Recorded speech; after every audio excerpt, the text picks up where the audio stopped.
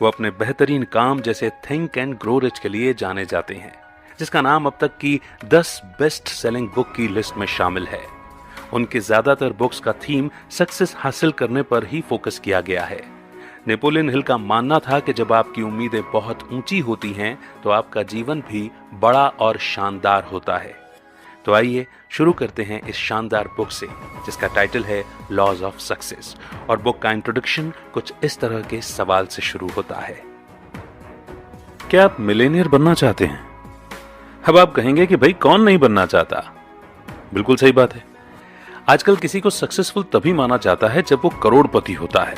मगर पहले कामयाब लोगों की सक्सेस पैसों से नहीं आंकी जाती थी, पर आज समय बदल गया है। अब तो इतने लोग मिलेनियर की गिनती में आ गए हैं कि उन्हें उंगलियों पर नहीं गिना जा सकता। अरे आप उदास मत होइए, आप उनसे अलग नहीं हैं। आप भी वो सब हासिल कर सकते हैं जो उन्होंने किया है। आपको सिर्फ लॉज ऑफ सक्सेस के बारे में जानने की जरूरत है। ये बुक सक्सेस और पैसा दोनों कमाने के लिए एक बहुत प्रैक्टिकल बुक है। आप जो सबक इस बुक में सीखेंगे उन्हें असल में जिंदगी में आजमाया जा चुका है, इसीलिए निश्चिंत रहें कि ये बिल्कुल काम करता है। दुनिया भर के हजारों मिलेनियर इसी का तो इस्तेमाल करते हैं। ये बुक आपको सेल्फ डिस्कवरी यानी खुद को खोजने के रोमांचक सफर पर ले जाएगी। आपको समझ में आने लगेगा कि लाइफ में अपने पैशन को कैसे ढूंढना है और कैसे एक गोल सेट करना है। इतना ही नहीं, आप फोकस करने की अहमियत और लॉ ऑफ अट्रैक्शन को यूज करना भी सीखेंगे, जिनकी मदद से आपके रास्ते आसान होते चले जाएंगे। एक बार जब आपके पास एक एक्शन प्लान तैयार होगा, फिर आप ऐसे लेसन सीखेंगे जो आपको ज्यादा कॉन्फिडेंट बनने में मदद करेंगे, और ये आपको कैसे एक लीडर बनना है वो भी सिखाएगा। जिंदगी में अगर खुद आगे बढ़कर आप पहल नहीं करेंगे तो सक्सेस आपके लिए अपना दरवाजा कभी नहीं खोलेगी। हम सभी जानते हैं कि एक्स्ट्रा ऑर्डिनरी सक्सेस एक कमाल के और हट के आइडिया या थॉट से मिलता है। तो क्रिएटिव थिंकिंग से जो नए आइडिया जन्म लेते हैं उसके इंपॉर्टेंस को भी आप समझेंगे।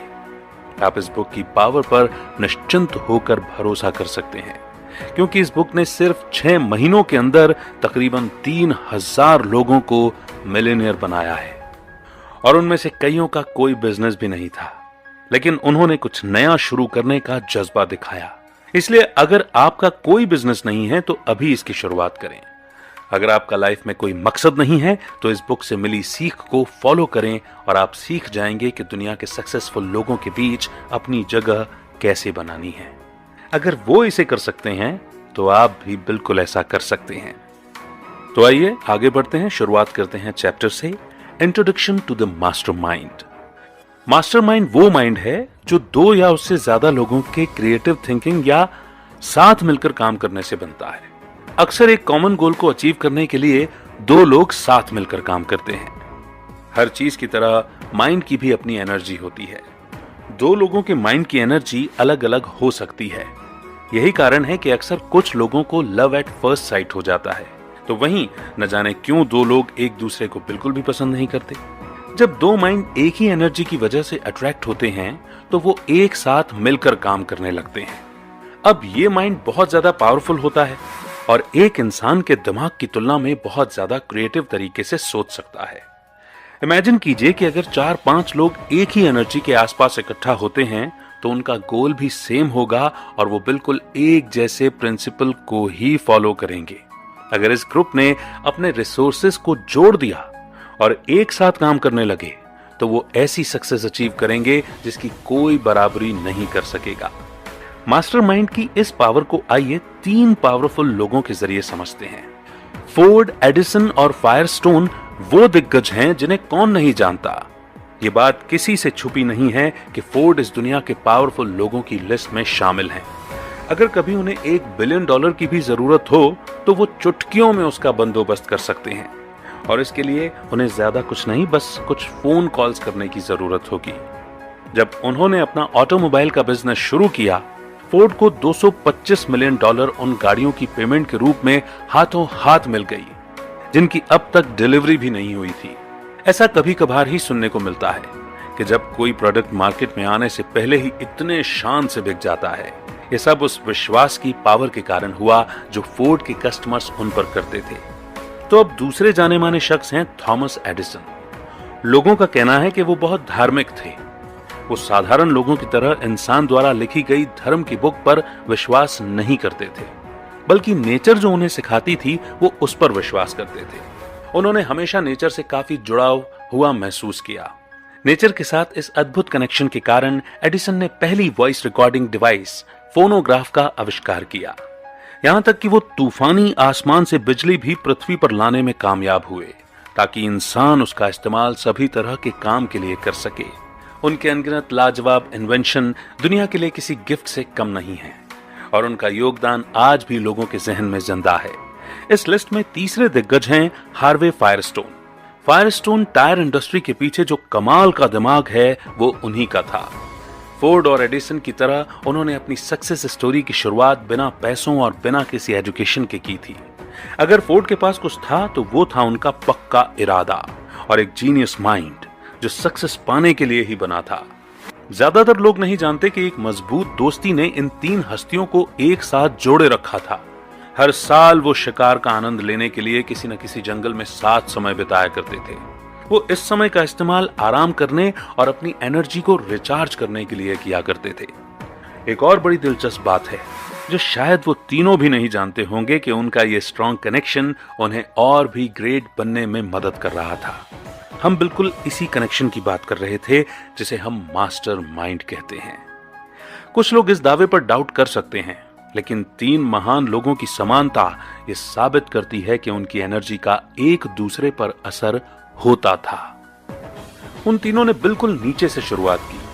उनके पास कोई लंबी चौड़ी डिग्री नहीं थी, और सबसे जरूरी बात, उनके पास खुद के अलावा कोई सपोर्ट नहीं था।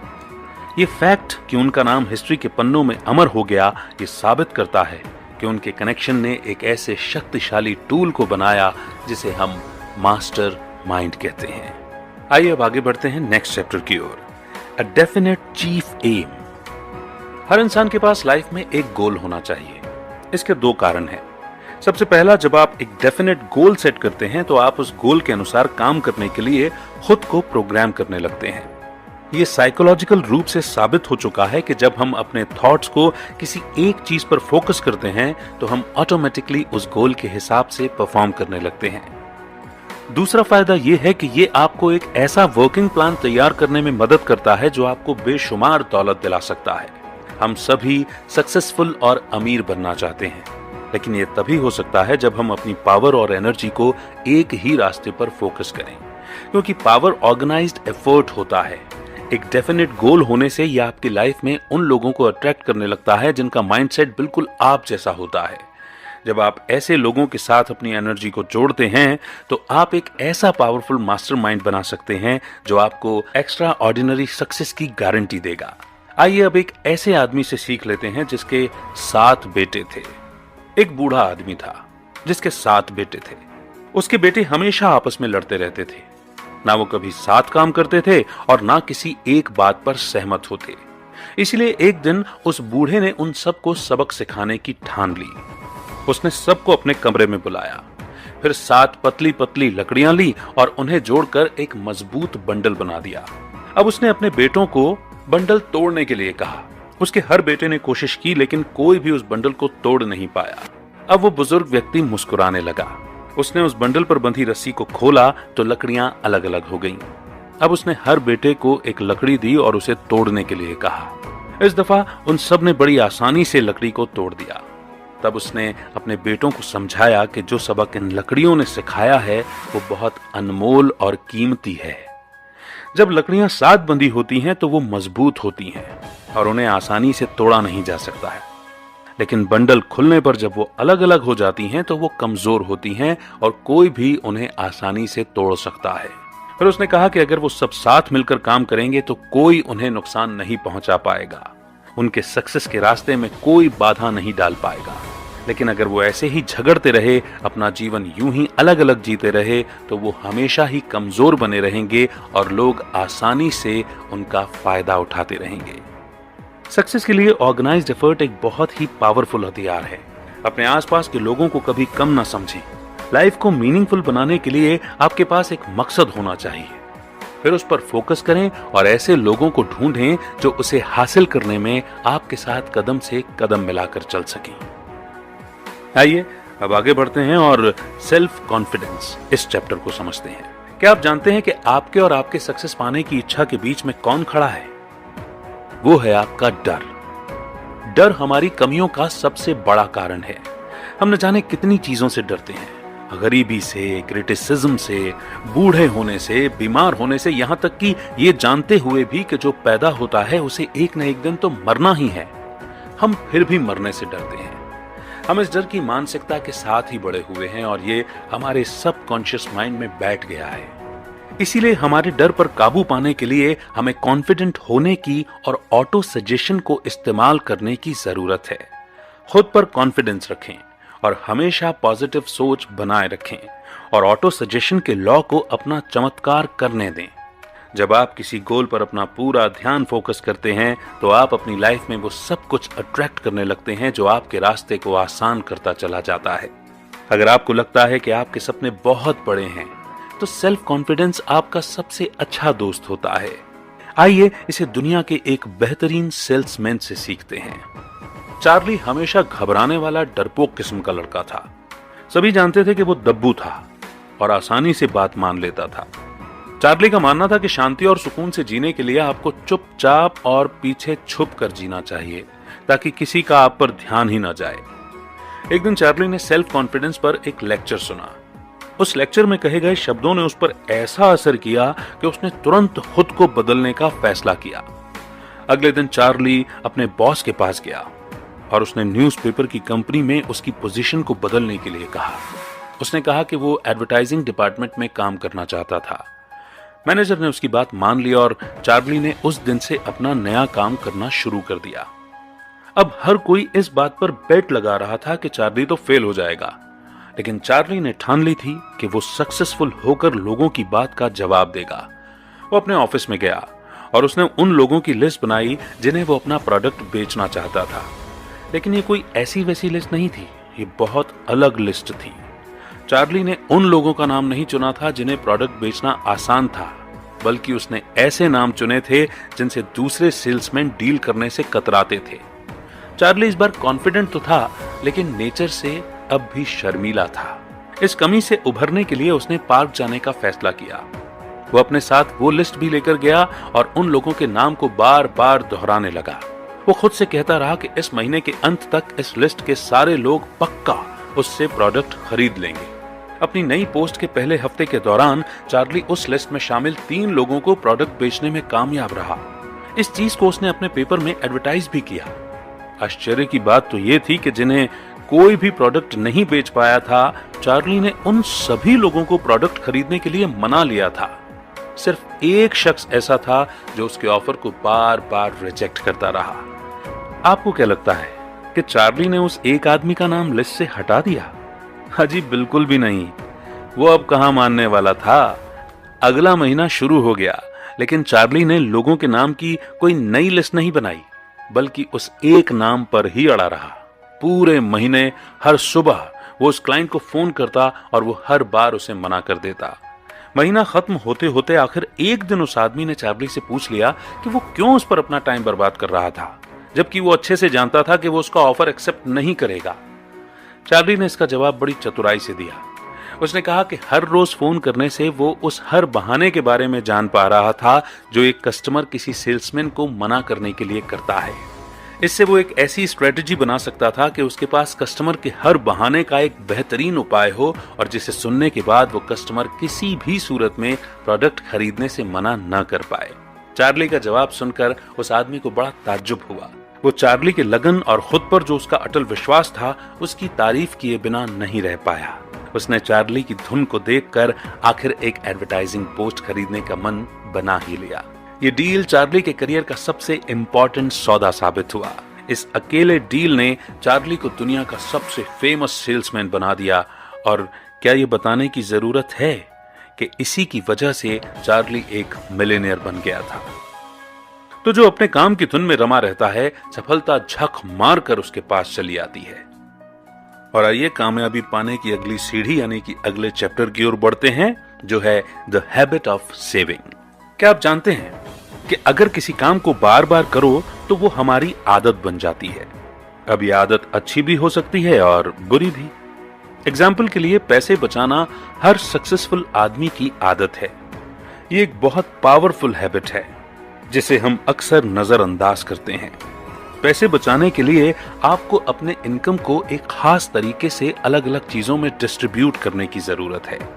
आपको हर महीने अपनी कमाई का कम से कम 10% बचा कर रखना चाहिए। अगर आप 20% बचाते हैं तो फिर क्या कहने। पैसे बचाना फाइनेंशियल इंडिपेंडेंस का रास्ता होता है। आप अपनी सेविंग से नए प्रोजेक्ट्स शुरू कर सकते हैं जिससे और ज्यादा पैसा जनरेट होगा। इस तरह यह आपको बहुत सक्सेस और उससे भी ज्यादा पैसे देने की गारंटी देता है। आइए एक ऐसे नौजवान किसान की कहानी सुनते हैं जिसने अपनी छोटी सी बचत को एक बड़ी रकम में बदल दिया था। सैम ने बेहतर मौकों की तलाश के लिए अपने खेतों पर काम करना छोड़ दिया। काम ढूंढते ढूंढते उसे एक दिन एक प्रिंटिंग प्लांट में जॉब मिल गई। वहां उसने साथ काम करने वाले एक आदमी को हर हफ्ते $5 बचाते हुए देखा। वो इस बात से काफी इंप्रेस हुआ और उसने खुद इसे फॉलो करने का मन बनाया। उस प्लांट में 3 साल तक काम करने के बाद सैम $900 बचाने में कामयाब रहा। वो कहते हैं ना कि समय कभी एक जैसा नहीं रहता, तो ऐसा ही कुछ उस प्रिंटिंग प्लांट के साथ भी हुआ। उस प्लांट के ओनर्स का लगभग दिवाला निकल गया था और अब वो ये बिजनेस बंद करने की सोच रहे थे। उस वक्त सैम के अकाउंट में $900 थे और वो उन ओनर्स की मदद करना चाहता था। इसीलिए उस बिजनेस में उसने अपने पैसे इन्वेस्ट किए और इसके बदले में उसे प्रॉफिट में 50% हिस्सा दिया गया। अब जरा सोचिए कि अगर सैम पैसे नहीं बचाता तो क्या ये मौका उसके हाथ से निकल नहीं जाता। पैसे इन्वेस्ट करने के बावजूद उसने अपनी जॉब छोड़ी नहीं, बल्कि अपनी सैलरी के साथ साथ उसने हर साल $25,000 का प्रॉफिट भी कमाया। सैम ने कभी नहीं सोचा था कि उसके साथ ऐसा कुछ होगा, लेकिन जिंदगी में अक्सर मौके हमारे दरवाजे पर तब दस्तक देते हैं जब हमें उसकी सबसे कम उम्मीद होती है। क्योंकि सैम ने पैसे बचा रखे थे तो वो किसी भी अच्छे मौके का स्वागत करने के लिए बिल्कुल तैयार था। इससे कोई फर्क नहीं पड़ता कि आप कितना पैसा सेव कर पाते हैं। वो कहते हैं ना कि बूंद बूंद से घट भरे। तो आपकी छोटी से छोटी बचत कब एक बड़ी अमाउंट बन जाएगी आपको पता भी नहीं चलेगा। और क्या पता सैम की तरह जिंदगी आपको भी किसी दिन एक कमाल का अवसर दे दे। हाँ, इसमें कोई दो राय नहीं है कि 20% बचाना या आज के जमाने में 10% बचाना भी किसी चैलेंज से कम नहीं है। कई बार बैठे बिठाए यूं ही पैसे खर्च हो जाते हैं, या हमारे कुछ ऐसे दोस्त भी होते हैं जो बस मजे और एंटरटेनमेंट के लिए हजारों रुपए उड़ा देते हैं। लेकिन आपको थोड़ी कोशिश करके, अपना मन पक्का करके अपने गोल पर फोकस करना होगा। अब इस कहानी में ही देख लीजिए, सैम बहुत गरीब था, बड़ी मुश्किल से उसका गुजारा हो रहा था, लेकिन वो बहुत स्मार्ट था। उसने पैसे बचाने की इस अद्भुत आदत की ताकत को समझ लिया था। उसने तुरंत इसे अपनाया और उसका नतीजा ये हुआ कि आगे चलकर उसकी थोड़ी सी बचाई हुई रकम से उसने बहुत पैसा कमाया, जिसने उसकी जिंदगी को खुशहाल और कंफर्टेबल बना दिया। आप भी ऐसा कर सकते हैं, बस थोड़ी सी कोशिश करने की देर है। तो आइए अब आगे बढ़ते हैं और चलते हैं नेक्स्ट चैप्टर की ओर, इनिशिएटिव एंड लीडरशिप। कॉन्फिडेंस एक महान लीडर का सबसे बड़ा गुण होता है। आप इसे उसका सबसे खास हथियार भी कह सकते हैं, क्योंकि इसी के दम पर वो लोगों को मोटिवेट करने और उनमें जोश भरने में कामयाब होता है। किसी पर डिपेंडेंट हुए बिना अपने दम पर हर काम को कर गुजरने के जज्बे के बिना आप एक महान लीडर नहीं बन सकते। अगर आपके बॉस को आपको ये बताने की जरूरत नहीं पड़ती कि आपको क्या क्या करना है, तो इसका ये मतलब है कि आप में आगे बढ़कर पहल करने की एबिलिटी है और आप बखूबी अपनी सभी जिम्मेदारियों का ध्यान रख सकते हैं। पहल करना या इनिशिएटिव लेना सक्सेस के लिए बहुत इंपॉर्टेंट क्वालिटी होता है। लाखों कमाने वाले बिजनेस ओनर बनने के लिए आपको एक अच्छा एफिशिएंट लीडर बनना होगा। लीडरशिप कोई चीज नहीं है जो आपको लक से मिल जाएगा या आप घर बैठे ऑनलाइन खरीद सकते हैं। इसके लिए आपको आगे बढ़कर सही समय पर सही डिसीजन लेना होगा। इसका बेस्ट एग्जाम्पल है माइक्रोसॉफ्ट। दुनिया के कोने कोने में फैले इस बिजनेस एम्पायर की शुरुआत 2 लड़कों की दोस्ती से हुई थी, और वो 2 जीनियस हैं बिल गेट्स और पॉल एलन। वो दोनों ही प्रोग्रामिंग को बेहद पसंद करते थे और तो और उनके पास इसके अलावा बात करने का कोई टॉपिक ही नहीं होता था। 1974 में पॉपुलर इलेक्ट्रॉनिक्स मैगजीन में बड़ा ही दिलचस्प आर्टिकल छपा था। इस आर्टिकल ने उस समय तहलका मचा दिया था, क्योंकि उसमें दुनिया के पहले कंप्यूटर के बारे में लिखा था जो आम लोगों के इस्तेमाल के लिए बनाया गया था। उसका नाम था अल्टेयर 8800। जब बिल और पॉल ने आर्टिकल पढ़ा तो वो जानते थे कि अगर वो इस मशीन के लिए कोड लिखने में कामयाब हुए तो ये टेक्नोलॉजी की फील्ड में किसी बड़े रिवॉल्यूशन से कम नहीं होगा। इसीलिए उन्होंने फैसला किया कि वो खुद इसका कोड लिखेंगे। 2 महीनों तक दोनों बस इस मशीन के लिए बेसिक लैंग्वेज की कोड लिखने में जुट गए। उन्हें न दिन की सुध थी न रात की। सबसे मजेदार बात तो ये थी कि उनके पास वो मशीन भी नहीं थी, क्योंकि सिर्फ कोड बनाना काफी नहीं था, उसे मशीन में डालकर चेक करना भी तो बहुत जरूरी था। वो दोनों उस वक्त हार्वर्ड यूनिवर्सिटी में पढ़ते थे। उन्होंने वहां मौजूद अल्टेयर से मिलता जुलता PDP-10 मशीन का इस्तेमाल किया। उस वक्त अगर उनके पास कुछ था तो वो था उनका कॉन्फिडेंस और कुछ अलग करने का जुनून, और उनके जीनियस माइंड के बारे में कौन नहीं जानता। कोड तैयार होने के बाद उन्होंने एड रॉबर्ट से कांटेक्ट किया, जिन्होंने अल्टेयर बनाया था। कोड को टेस्ट करने के लिए पॉल उनके हेड ऑफिस गए, और फिर जो हुआ वो हिस्ट्री बन गया। एड की कंपनी का नाम MITS था। जब कोड को मशीन में डाला गया और मशीन ने रिस्पॉन्ड करना शुरू किया तो वहां पर काम करने वालों के लिए ये किसी चमत्कार से कम नहीं था। एड ने तुरंत कहा कि वो बिल और पॉल के साथ काम करना चाहते थे। फिर उन्होंने कॉन्ट्रैक्ट साइन किया और ऐसे माइक्रोसॉफ्ट जैसे यूनिक ब्रांड का जन्म हुआ। बिल और पॉल का काम इतना बेहतरीन था कि वो बहुत जल्द ही दिन दुगनी रात चौगनी तरक्की करने लगे। लेकिन वो यहाँ रुके नहीं, बल्कि आगे बढ़ते रहे। इसका सबसे बड़ा कारण था कि वो हर बार अल्टेयर के लिए नया कोड बनाकर उसे और भी बेहतर बनाने की कोशिश में लगे रहे। बिल और पॉल सिर्फ अपने आइडिया की वजह से सक्सेसफुल नहीं हुए, बल्कि हर वो चीज जो उनके काम आ सकती थी उसे आजमाने का उनमें जो अटूट विश्वास था उसने उन्हें इतना ऊपर तक पहुंचाया है। वो कभी एक्सपेरिमेंट करने से या फेल होने से डरे नहीं।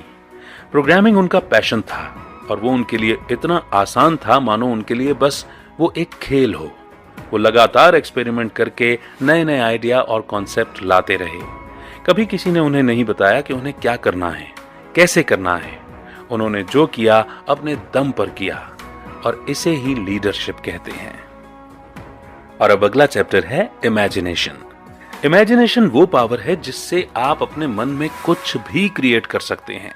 जब तक आपके माइंड में एक क्लियर पिक्चर नहीं होगी तब तक आपके पास एक क्लियर गोल भी नहीं हो सकता। और देखा जाए तो इमेजिन करने की एबिलिटी के बिना आप कॉन्फिडेंट या एक अच्छे लीडर नहीं हो सकते। आज हम आपको ऑटो सजेशन नाम की एक टेक्निक के बारे में बताएंगे। जब आप एक ही चीज पर फोकस करने लगते हैं, माइंड में उसकी पिक्चर को इमेजिन करने लगते हैं, तो ऑटोमेटिकली आप ऐसा एक्शन लेने लगते हैं जो आपके गोल को हासिल करने के लिए चाहिए, क्योंकि आपके इमेजिनेशन पर आपका पूरा कंट्रोल होता है। तो आप जो चाहते हैं उसे हासिल करने से आपको कोई नहीं रोक सकता। तो चलिए इस इमेजिनेशन की ताकत के बारे में क्लैरेंस सॉन्डर्स की कहानी से समझते हैं। क्लैरेंस एक छोटे से रिटेल स्टोर में ग्रोसरी क्लर्क के रूप में काम करते थे। वो एक साधारण आदमी थे जो साधारण सी जॉब करते थे और हर हफ्ते के $20 कमाते थे। एक दिन क्लैरेंस एक कैफेटेरिया में कुछ खरीदने के लिए गए। जब वो लाइन में इंतजार कर रहे थे तो क्या होगा अगर जैसे थॉट्स उनके माइंड में चलने लगे। उन्होंने कैफेटेरिया में सेल्फ हेल्प या सेल्फ सर्विस वाले प्रिंसिपल पर गौर किया कि वो किस तरह काम करता है। उन्होंने इसी प्रिंसिपल को ग्रोसरी स्टोर में अप्लाई करने के बारे में सोचा। यह आइडिया बहुत ही सिंपल था और एकदम नया भी नहीं था। लोग इससे अच्छी तरह वाकिफ थे। अब क्लैरेंस अपने आसपास कनेक्शन ढूंढने में लग गए। वो काफी क्रिएटिव थे और उन्होंने अपने इमेजिनेशन का इस्तेमाल एक नए माहौल में इस पुराने आइडिया को यूज करने के लिए किया था। उन्होंने सेल्फ सर्विस वाले पिगली विगली स्टोर्स की शुरुआत की। इस इनोवेटिव थिंकिंग ने क्लैरेंस को हफ्ते में $20 कमाने वाले एक आम लड़के से एक सक्सेसफुल मिलेनियर बना दिया। अगर आप गौर करेंगे तो क्लैरेंस ने उन सभी चीजों का इस्तेमाल किया जिसकी अब तक हमने बात की है। क्लैरेंस को एक क्रिएटिव आइडिया आया जिसने उन्हें एक गोल सेट करने के लिए मोटिवेट किया। उनका मकसद बहुत बड़ा था और वो अपने आइडिया से इस दुनिया को बदलना चाहते थे। उनकी सबसे बड़ी खासियत ये थी कि वो बहुत फोकस्ड थे। उनके इस पावरफुल थॉट के साथ यूनिवर्स की भी शक्ति थी, क्योंकि वो लॉ ऑफ अट्रैक्शन का इस्तेमाल कर रहे थे। जब आप पूरे दिल से कुछ पाना चाहते हैं तो ये यूनिवर्स उस इच्छा को पूरा करने में लग जाती है। एक बार जब उन्होंने प्लान बना लिया तो वो कॉन्फिडेंस के साथ आगे बढ़ने लगे। क्योंकि सेल्फ सर्विस का कॉन्सेप्ट ग्रोसरी स्टोर्स के लिए नया था, तो उन्होंने खुद पहल करके लीडर का रोल निभाया। यकीन मानिए, यह बिना इमेजिनेशन की पावर के बिल्कुल भी पॉसिबल नहीं हो पाता। बिना इमेजिनेशन की पावर के कोई सक्सेसफुल नहीं हो सकता। हमेशा याद रखें कि इमेजिनेशन बिल्कुल फ्री है और पूरी तरह आपके कंट्रोल में है। कोई आपको एक नया आइडिया क्रिएट करने से या पुराने आइडियाज को जोड़कर एक नया आइडिया बनाने से नहीं रोक सकता। तो आप किस बात का इंतजार कर रहे हैं? तो दोस्तों, इसी के साथ ये ऑडियो बुक समरी यहीं पर समाप्त होती है। लेकिन हमें इस ऑडियो बुक समरी से बहुत कुछ सुनने, समझने, सीखने को मिला है। ये बहुत दुख की बात है कि ज्यादातर लोग कभी ये समझ ही नहीं पाते कि आखिर वो कौन है और क्या करना चाहते हैं। वो एक मीनिंगलेस जीवन जीते हैं जिसका कोई मकसद नहीं होता। वो बस सक्सेसफुल लोगों को और सक्सेसफुल होता हुआ देखते रहते हैं। इस बुक में हमने सीखा कि सबसे पहले हमें खुद को ठीक से जानने की जरूरत है। हमारे अंदर कौन सा टैलेंट है, हम कौन सा काम अच्छे से कर सकते हैं वगैरह। खुद को समझने के बाद एक गोल को सेट करना होता है। ये गोल आपको कॉन्फिडेंट और सक्सेसफुल बनने के लिए पुश करता रहेगा, खासकर अगर आपके पास पावरफुल इमेजिनेशन होगी तो। अगर आप एक एम्प्लॉय हैं तो आपको जितनी सैलरी मिलती है उससे कुछ ज्यादा वैल्यू अपनी कंपनी को देने की कोशिश करना है। अगर आप एक बॉस हैं तो अपने एम्प्लॉयज को अपना कोऑपरेशन दीजिए और उन्हें भी समझने की कोशिश कीजिए। इस बुक में बताए गए लेसन्स को अप्लाई करने के बाद आपकी लाइफ बिल्कुल बदल जाएगी। सक्सेस सिर्फ आइडिया या सिर्फ सोचने से नहीं, बल्कि सच में एक्शन लेने से मिलती है। समय किसी के लिए नहीं रुकता। आज जो मौका हमारे सामने है वो ज्यादा देर हमारे लिए इंतजार नहीं करेगा और ना ही बार बार हमारा दरवाजा खटखटाएगा। इसीलिए इधर उधर देखना बंद करके आगे बढ़ने की पहल करना होगा। तो बस अपनी ये थिंकिंग क्लियर रखें कि एक डेफिनेट गोल सेट करें। हमेशा इमेजिनेशन की पावर को यूज करके कुछ नया सोचें। आपका फोकस इतना जबरदस्त होना चाहिए कि यूनिवर्स का लॉ ऑफ अट्रैक्शन आपके सपने को साकार करने में लग जाए। एक्सपेरिमेंट करने से या फेल होने से नहीं डरें। पैसा सेव करने की आदत डालें और याद रखें कि आप खुद अपनी किस्मत के लीडर हैं। और सबसे जरूरी बात यह है कि लोगों के जीवन में कुछ ना कुछ वैल्यू जरूर ऐड करें। ये वैल्यू कुछ भी हो सकती है, जैसे फाइनेंशियल, इमोशनल या परफॉर्मेंस वैल्यू। आज आप जो एक्शन लेंगे वो क्या पता कल आपको मिलेनियर बना दे। और हमें यकीन है कि आप भी मिलेनियर जरूर बनना चाहते हैं, है ना? तो दोस्तों, उम्मीद करते हैं कि आपको ये ऑडियो बुक समरी जरूर पसंद आई होगी। कमेंट सेक्शन में आपका फीडबैक दे करके हमारी हौसला अफजाई आप कर सकते हैं। जय हिंद,